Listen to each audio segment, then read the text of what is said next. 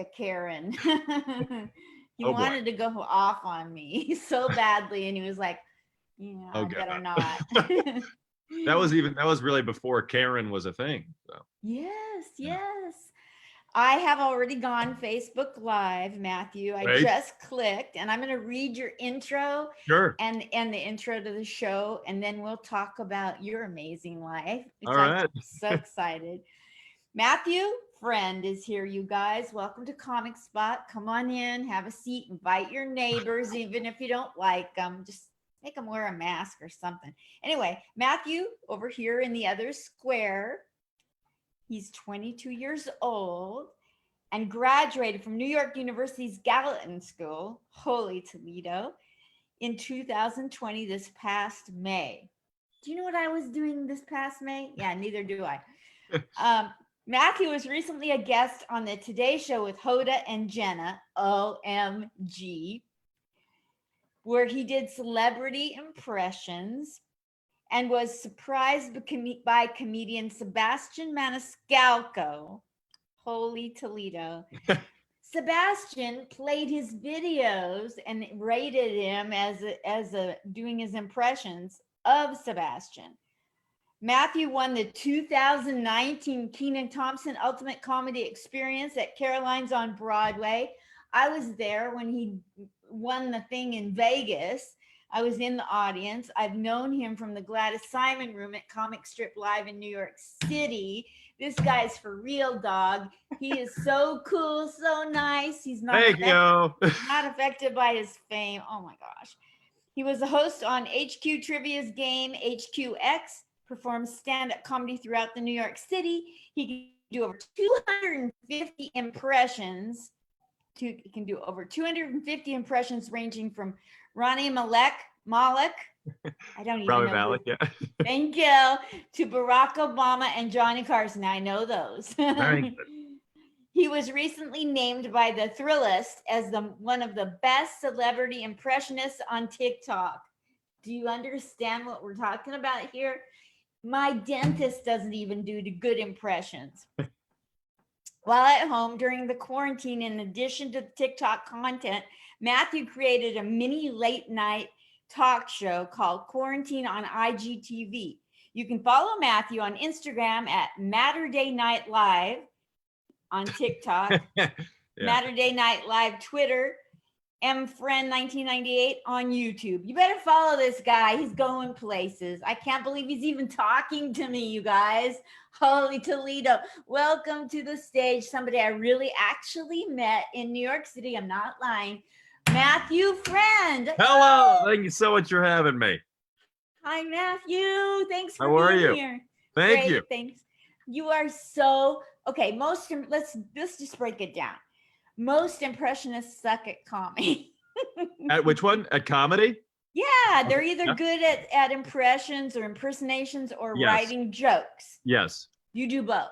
Yeah. No, I try to. I do both. As you mentioned, I've been doing this talk show from my house called Quarantine weekly, where it's kind of a mini late night style talk show where right off the bat I do like 5 to 8 monologue jokes. So that answers your question. And then I do various bits, original characters, impressions.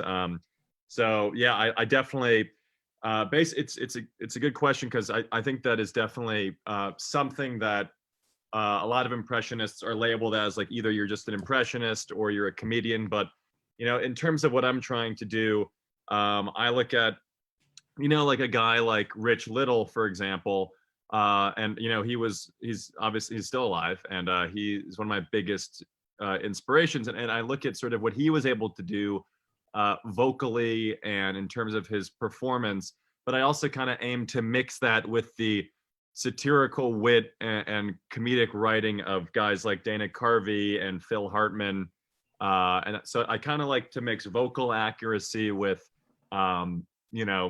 writing and satire and like political satirization. Wonderful. I see you as a future talk show host on late night. Thank you. That's the dream. Thank you so much. Yes. I heard you up at Comic Strip in Gladys Simon's room, Yes. and I remember hearing you do jokes and no impressions. Yeah, that might have been a time where that was the first room. I think that was I did the first show I ever did in New York.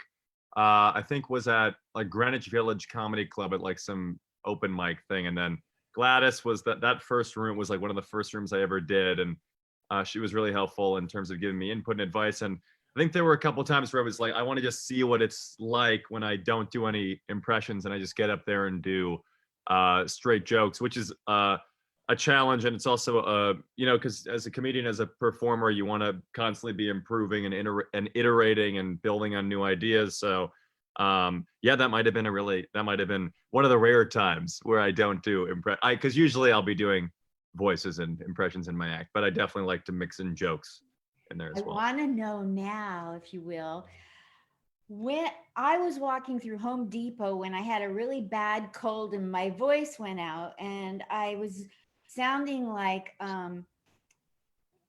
the frog, Kermit the Frog. All of a Okay. sudden, and it was because I had a cold, but my voice came back and I can't do impersonations or impressions.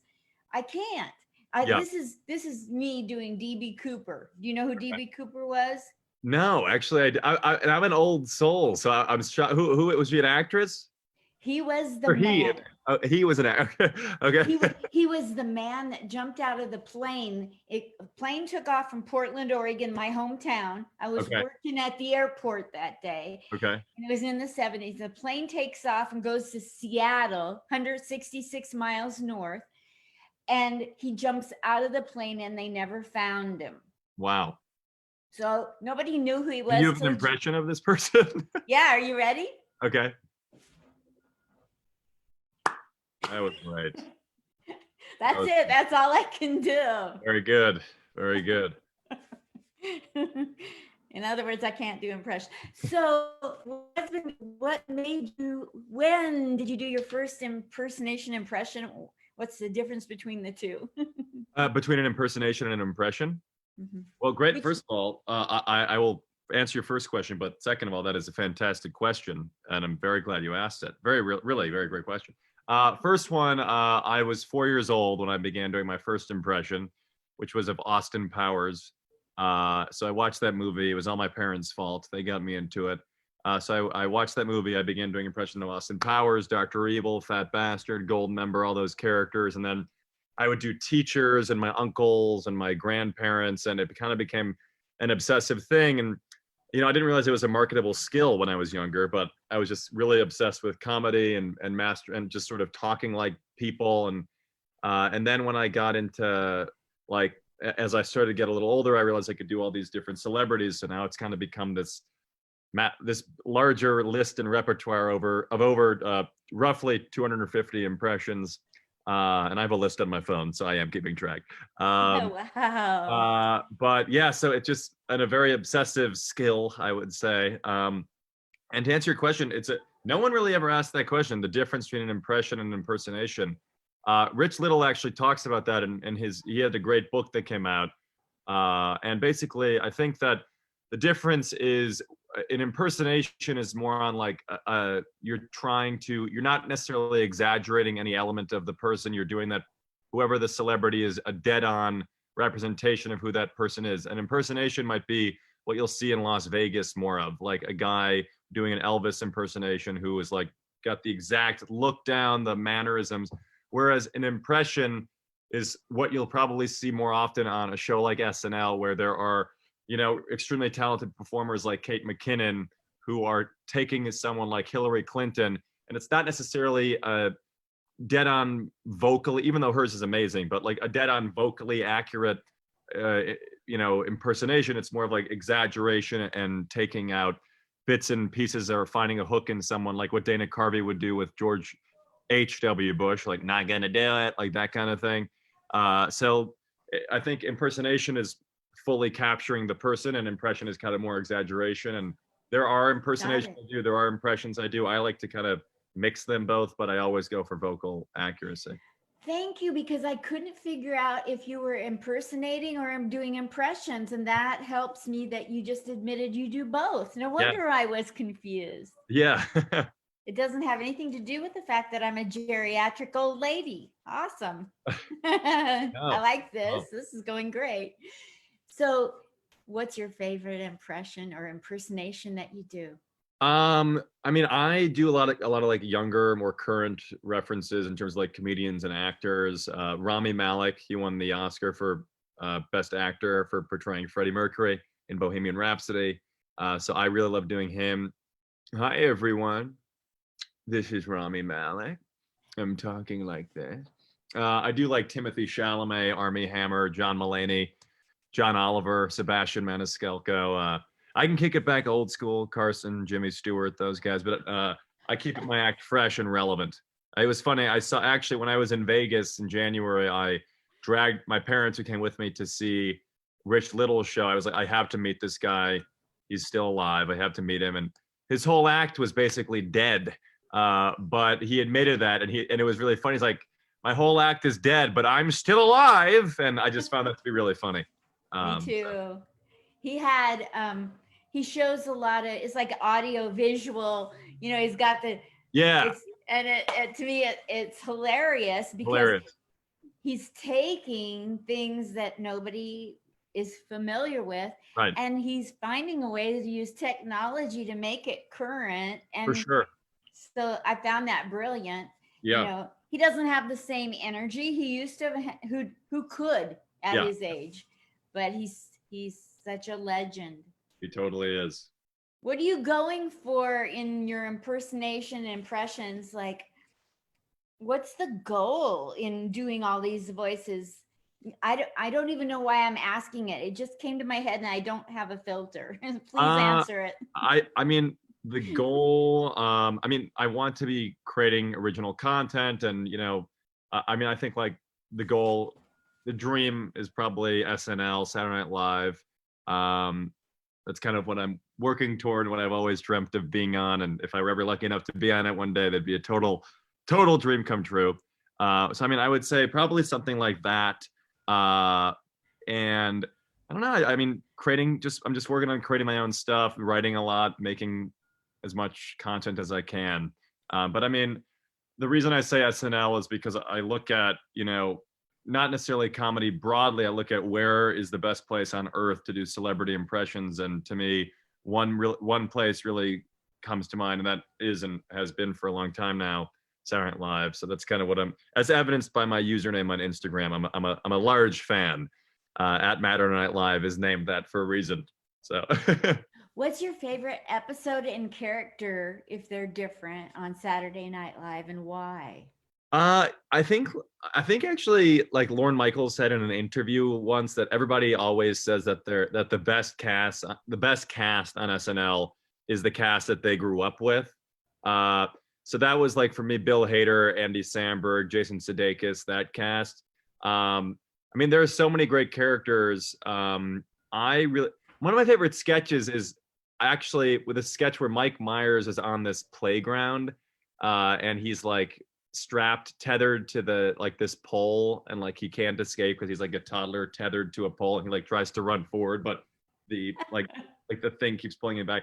I love Stefan though, obviously popular choice. Bill Hader's character.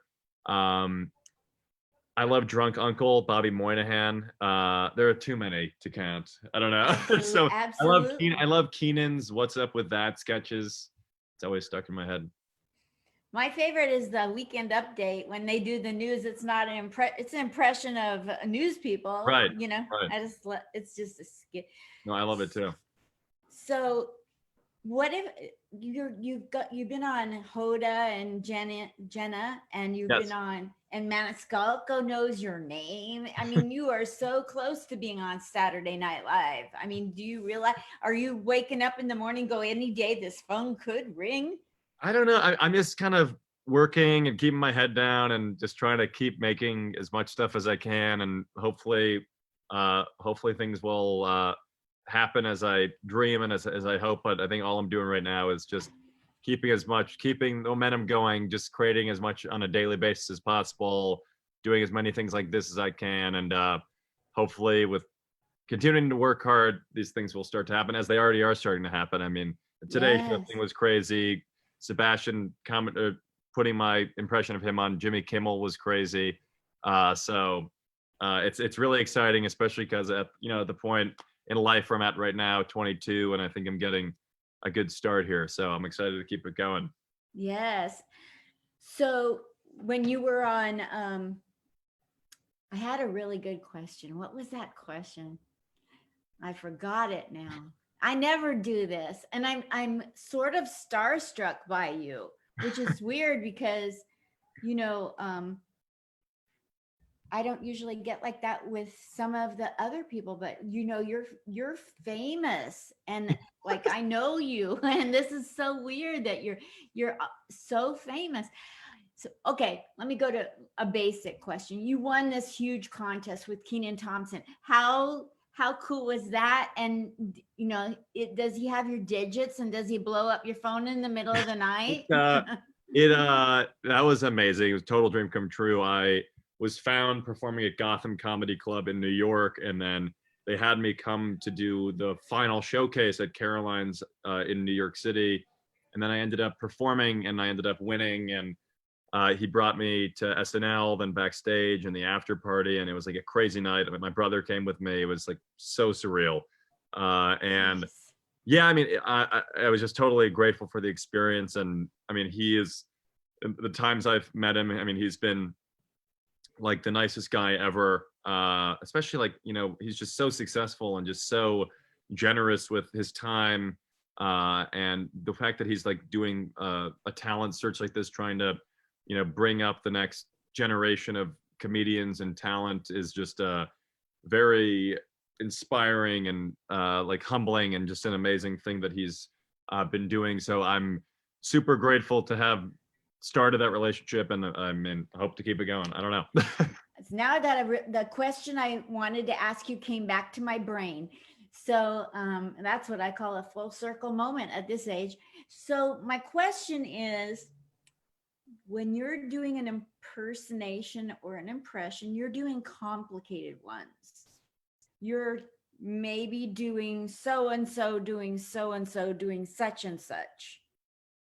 You're not just Oh, like, so yeah, I mean, there are bits. Do you mean when I do an impression of someone's impression? yes. Yeah, so I have like a couple different things that I do. So as mentioned, I like to go for vocal accuracy and make sure that I'm doing justice to the person's voice. So like there are things that I do. Like I have a bit called the Trumps, where I do impressions of famous Trump impressions. So I go, this is my impression of Alec Baldwin's impression of Donald Trump on Saturday Night Live. And then I do, we've got a great show. It's going to be fantastic. Boopity boopity boopity ba. It's like, and then I do Colbert's Trump. I go, I know a dot dot dot a dot dot a dot dot dot the liberal crooked media a boopity doo, and then I do Fallon's Trump. Okay. Then I do my real Trump, where I go, well, this is a total disaster, and I'll tell you what, folks, those were the worst impressions. You've never seen anything like it. I'll tell you what, in all my interviews, I've never said boopity boopity ba. I don't do it. Thank you very much. Thank you. So stuff like that. Yeah, I get into it. Well, have you done an impression or impersonation where the crowd turned against you and they didn't want you to do it or didn't like it? No, that hasn't really. I mean, I did do a show in like Long Island where it was a more conservative audience, where I don't think they were as amused by the Trump impression the first time, but then they realized I'm a young kid, and my impression wasn't like necessarily so biting, so I think they appreciated it. But for the most part, they yeah, they like it, I think. Okay, and so I don't know how much time you have to be on here, so you need to tell me when you got like a couple minutes left. No, yeah, I have like like 5-10 minutes. It's totally great. Okay. Okay, I do one other impression of an entire family, but I can only do it for you if you know about the Sound of Music movie. Sure. Okay, here's my impression. Ready? Yep. Okay. And now you can see me. And now, welcome back to the stage, the winners of the Austrian Festival, the Von Trapp Family Singers. Welcome back to the stage. You get the point. I do. I can only do people that nobody's seen. I like it. It connects well to that airplane one earlier. Yeah. Anyway, so you're now on a whole nother level, and you're gonna get haters and jealous people. Trust me, because I should know. I've arrived. Kidding. So let's speak to that just a little bit about getting better, getting noticed, getting attention, and how you handle your newfound fame and staying humble. Because I know I don't know you'll that stay I don't know that I have any fame, but I don't think I have any fame at all. I think I've just been lucky to get some traction, and I had that Today Show experience. I mean, I'm just working, just doing the same stuff that I've been doing, and just continuing to try to improve and get better, and that's kind of all I care about. Just making sure my stuff is funny, relevant, and that the impressions are really good. Yes, and that you're so humble, and you're not affected by your fame. When I saw you, I knew you in New York, and I came up to you. You were sitting kind of in a corner while other people were gabbing around you. You were busy studying, and I approached you and asked if you remembered me, and we stood there and talked. You're so humble, and you just got done killing it on the stage at a contest at Jimmy Kimmel's. You're Yeah, so humble. thank you. Yeah, I mean, what before shows, like sometimes I like mingle, but I like to be kind of in my own zone. It's like an athlete wearing headphones before they go play. Like that's why you see like LeBron wearing headphones before he goes to play a game. Like I need to get in my own zone, and I can't really be. I need to be focused and kind of visualizing how the performance. I visualize kind of how I want the performance to go, what part of the room I want to make laugh most, what part of the room I want to hear certain parts of an impression that I'm gonna do. So no, but thank you. That's very kind. I mean, It's very true about you. And I notice when people are humble, and I notice when people are affected by their fame, and they're worlds apart. So do people come up to you and go, I've got an impression for you? Or did they come up to you and say, I've got a joke for you, or both? when I'm at like comedy clubs, like when that happens, people will like say, yeah, like you want to hear an impression or like whatever. But I mean, it's like no one's going up to a doctor and being like, you want to like see me give this surgery to my friend? Like it's pretty good. I'm pretty good at it. Like no one's going up to a lawyer. Like, I have some thoughts on this law here. Okay. It needs to be amended. Like, shut up and do your thing. And I'll do my, Don Rickles would say, let me do the funny stuff. Okay. I mean, let me do the funny stuff. So no, that's happened before. Yeah. Yes. Today I went to the office here at the apartments where I live, and a man came in there, and I live with a bunch of veterans who are amazingly awesome. Don't get me wrong. 1 second. The electricity came on. Now I can shut the door and talk about the veterans. So I go to the office, and there's a veteran in there who cannot hear, and he's wearing headphones. Okay.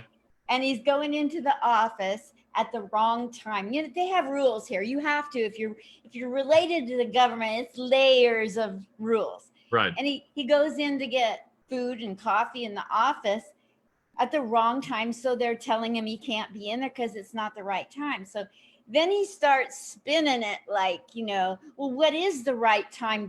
They don't give out right times. It's like, you have to be aware. You have to notice if they put the food out for the day, or if they're in the middle of still doing it.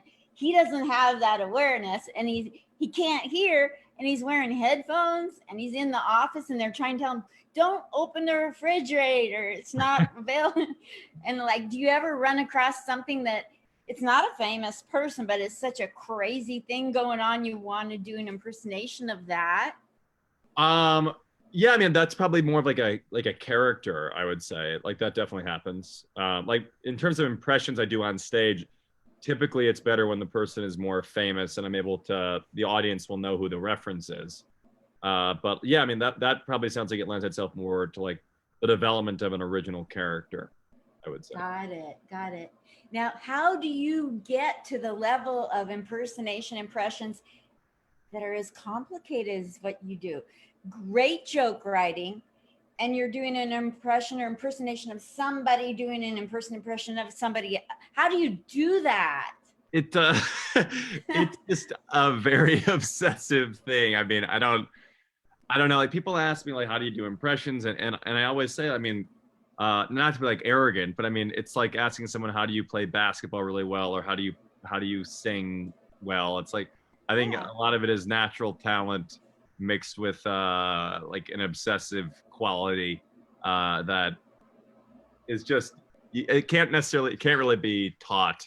I would say Yeah. it's just kind of like I've always been obsessed with movies and TV shows and celebrities and like I was the kid who was watching, even though was born in 1998, I was the kid who grew up. I was watching Rich Little and Carson clips on YouTube, uh, Wow. and then obviously Judd Apatow movies and Seth Rogen and like Seth MacFarlane, like all the newer references and newer stuff. But it's just kind of an obsessive quality, I would say. That's how I do it. It's talking like a lot of people, and you have to be totally obsessed. It's absorbing. It's absorbing what they're saying and what they're doing, folks. It's very good. Very good. Oh my gosh. So, have you ever taken on an entire family, like everybody in the Trump family talking to each other at dinner, or? I do. I haven't necessarily done a whole family. I do scenarios like that though on stage where I do like celebrities interacting with each other, like Obama and Trump playing golf together. Or That is such a brilliant bit that you do. I love that one. thank you. Yeah. So it's like, yeah, I go like, well, Barack, it's very kind of you to accept my invitation to play. It's very nice. Well, Donald, the only reason I accepted your invitation to play is to show to the American people that there is a continuous, peaceful relationship between United States presidents. Well, the only reason I invited you is because I thought you were Tiger from the picture that pops up in your contact on my iPhone. That's very good. Stuff like that. See what I mean, you guys? That's what I call brilliant writing and impressions and impersonations all together. That's brilliant. Thank you. Yes, I'm so excited. What do you want to tell people going through a pandemic? Or it didn't come with a manual, and here we are, comics. We can help people cope. Do you have any clue? Is there any impersonation you can do and tell people how to cope? I mean, in terms of me, I would just say just keep creating. That's pretty simple. Just like you don't have to stop. You can just keep making stuff. There's no excuse now in this world. Anyone can put anything online, and then you can all of a sudden get on the Today Show or something. So it's like crazy stuff can happen. But I think Texas Senator Ted Cruz would say, make sure you don't wear a mask because masks are for stupid people. And then I would disagree with that, but that was Ted Cruz. That wasn't me. So put on a mask, folks. And Linda, thank you so much for having me. Thank you, Matt Friend. We go by Matt Friend, not Matthew Friend. Yes, right? Matt. Yeah, and follow me on Instagram, everybody. Yes, Matterday Night Live on Instagram. Yes. And your YouTube is? You can same thing. Matterday Night Live, same thing. Yes. Follow me there. I hope you're on Saturday Night Live very soon. Thank you so rather much. than later. Thank you so much. Great to see you again. Great to see you. Bye, Matt. Bye. Bye. Love you lots.